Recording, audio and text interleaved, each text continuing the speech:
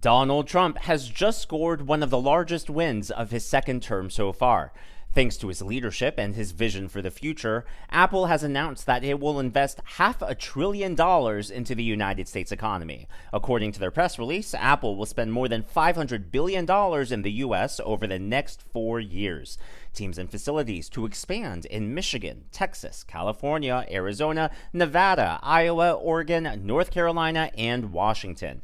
Plans include a new factory in Texas, doubling the U.S. Advanced Manufacturing Fund, a manufacturing academy, and accelerated investments in AI and silicon engineering. What I love about this is just the acknowledgement of where the future is headed. Because, yeah, technology is important right now, but the reality is that whoever is leading technologically in the future is probably going to be the superpower in the future, and hopefully the United States remains the world's prominent superpower. Now, a lot of us view Apple as a consumer type of company, right? A lot of us have smartphones, iPhones, a lot of us have MacBooks. I'm on a MacBook right now. But Apple also provides products and services for a whole range of industries, from healthcare to finance to retail to software development to cloud services. Apple is such a huge part in our economic ecosystem that this sort of investment in the United States has me really happy. And yes, this is thanks in large part to Trump's leadership. So, according to the New York Times, this is what they showed on Google, Apple to invest $500 billion in the U.S. as Trump tariffs loom. And then if we actually take a look into the article, they reveal Apple to build AI servers in Houston and spend $500 billion in the United States. This investment is going to create an estimated 20,000 jobs, and the Texas facility alone is set to open in 2026. And like I showed you from the press release, they're also investing in a range of other states. So one of the great benefits of this is it's not just Texas. It's also going to be Michigan, North Carolina, Nevada, California. This is going to truly benefit the entire country. This is going to have a huge, huge impact.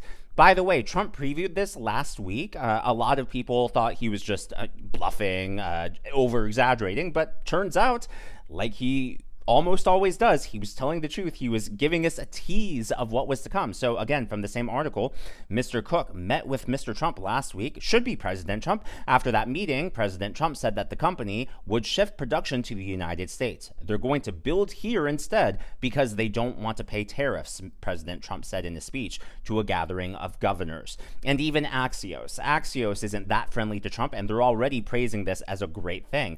Trump manufacturing win. Apple to spend $500 billion, hire 20,000. So that will definitely help the job market. That will have ripple effects in ways in all those other industries that I listed, healthcare to entertainment, that we can't see now, but it really will be a great thing. Here is some more information from Fox Business.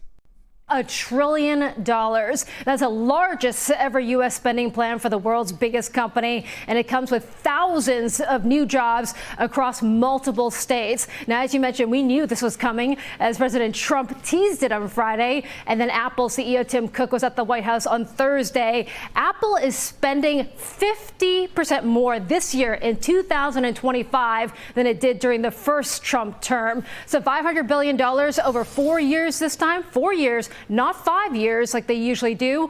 20,000 new jobs, a new AI server factory in Houston, Texas, and that's significant for Apple, who tends to farm out their AI server needs to third-party providers like AWS. Also, you got a new Detroit Academy, doubling their research and development fund. Now, Apple CEO Tim Cook says that we're bullish on the future of American innovation, and we're proud to build on our long-standing U.S. investments. Now, Again, that is thanks to the leadership of President Trump. For all the talk about, oh, Trump is chaotic and he's unpredictable and the markets don't like chaos, Apple has seemed to respond favorably, and they're investing a historic amount of money in the country. Apple, historically, by the way, they manufacture a lot of their parts overseas in multiple countries, and then they assemble them together at a totally different plant. So it's exciting that I think that they're bringing this here. And I know a lot of people, too, are hesitant when it comes to AI. I use AI every day, but even then, I still have my doubts, and I always double check its work.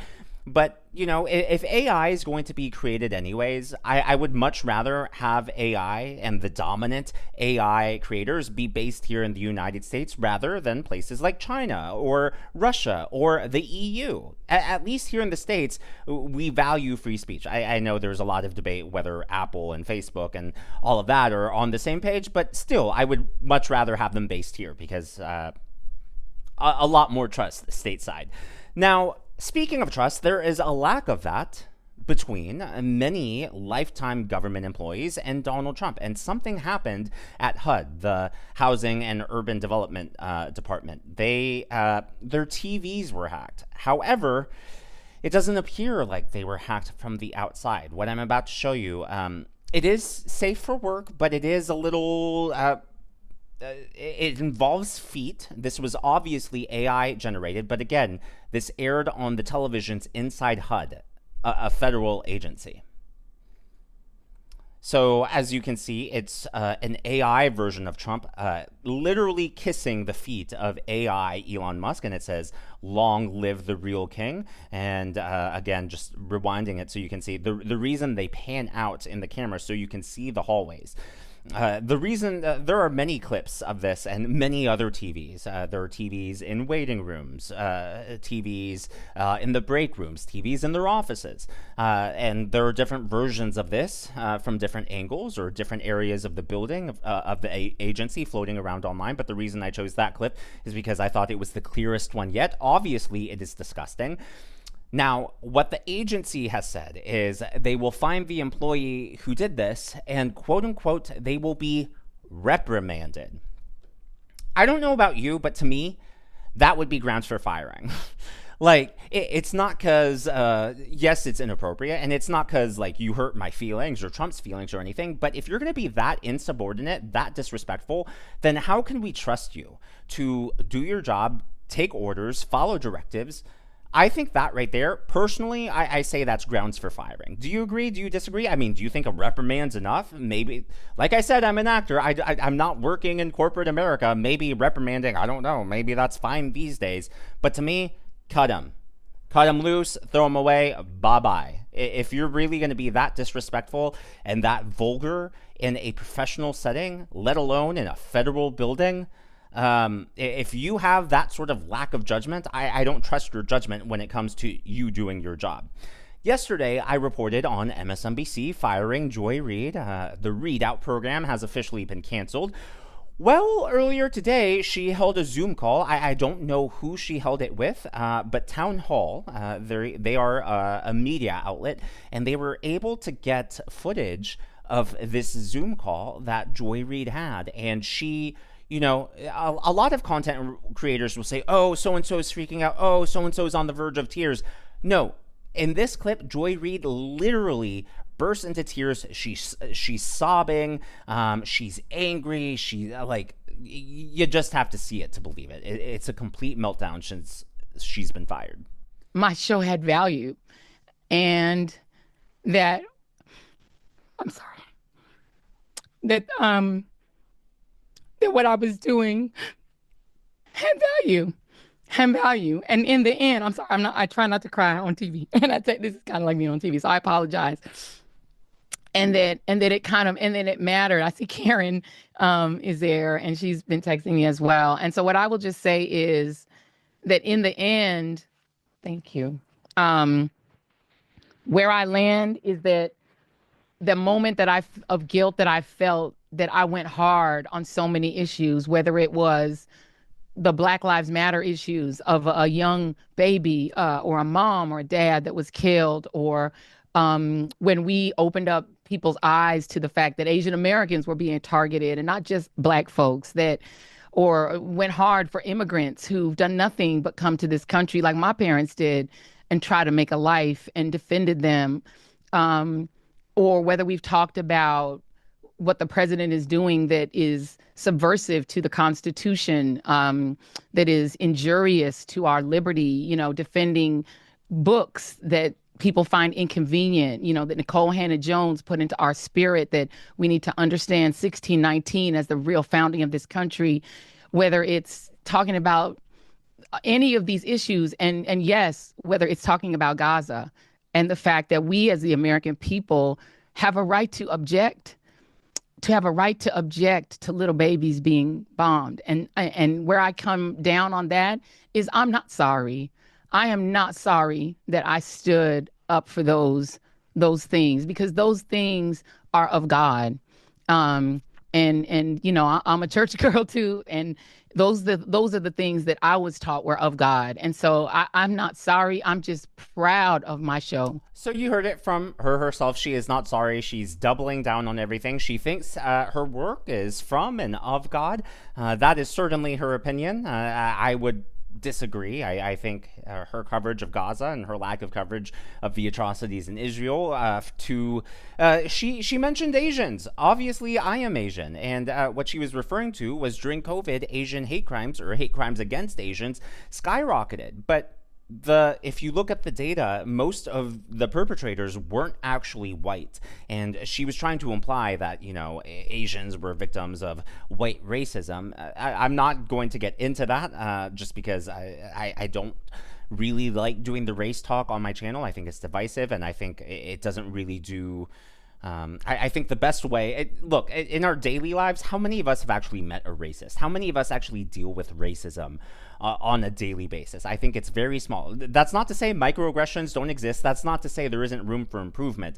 But I'm just saying, if we really think about our own individual lives and our own interactions, maybe I'm speaking from a place of privilege, but I think that these sort of hot topic button issues get over amplified and over exaggerated by the mainstream media. And so Joy, you didn't defend Asians. You certainly don't speak for me. I never felt defended or safe from you. So it's really ironic. And obviously MSNBC did not think your programming had any value. Your ratings were in the tank. I showed the ratings last night. She was in last place when it came to the demo, even though she was second overall in terms of overall viewership. But that's because the vast majority of her viewers were either way older or too young to be included in that key demo.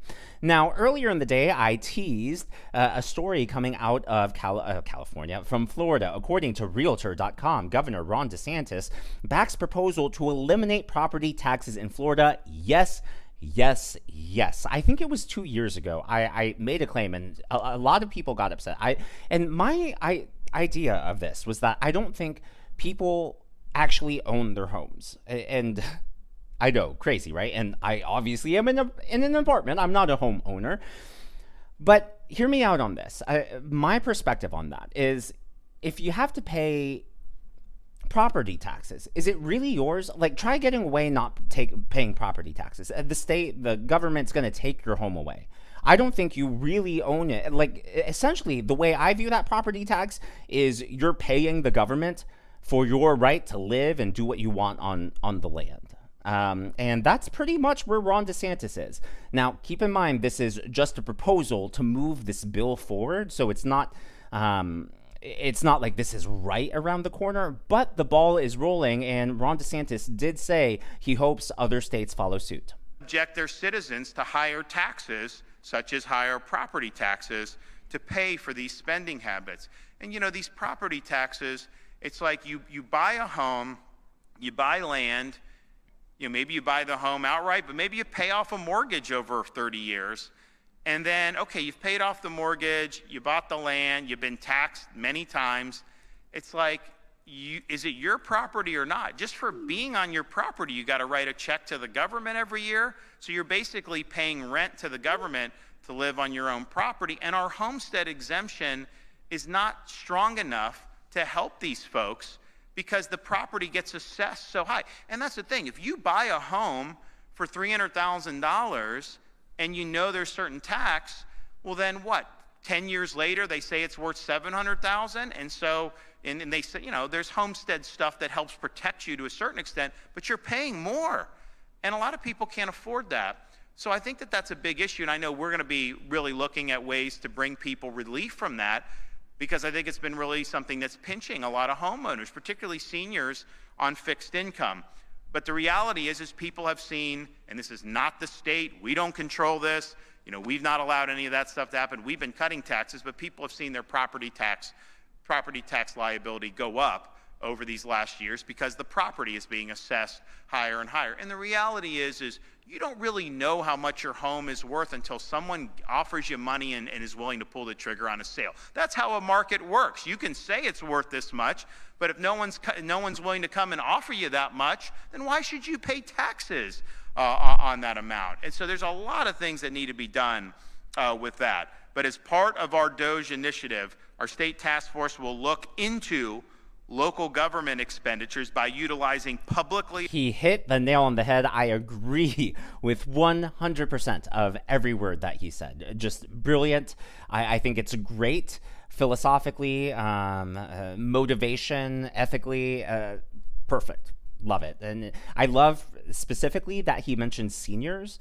I think that for people my age or people who are in the TV demographic that advertisers want, I think we need to look out for people on either side of us. I think we need to look out for our elders, and I think we also need to look out for our kids, and it's up to us to speak out.